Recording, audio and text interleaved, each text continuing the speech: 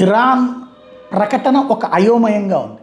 Iran ఇప్పుడు తాజాగా చేసిన ప్రకటన ఇది. నిన్న మనకి మామూలుగా ఆయిల్ మొన్న దిగ్బంధం సందర్భంలో కూడా హార్ముజ్ జలసంధి నుంచి మన షిప్స్ని అలౌ చేశారు, మనకి ఆయిల్ గ్యాస్ అవి వచ్చినాయి.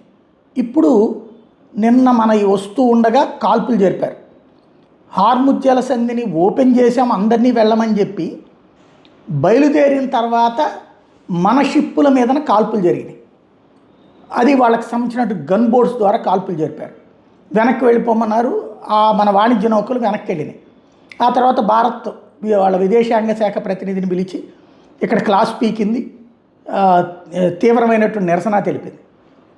ఇప్పుడు ఇరాన్ ఏమంటది, భారత్ మాకు మంచి స్నేహ దేశం, మిత్రదేశం, ఈ సమస్య పరిష్కారం కావాలని కోరుకుంటున్నాం అంటుంది. అంటే ఏంటి, ఇప్పుడు అలౌ చేస్తున్నట్టే అలౌ చేయనట్టే?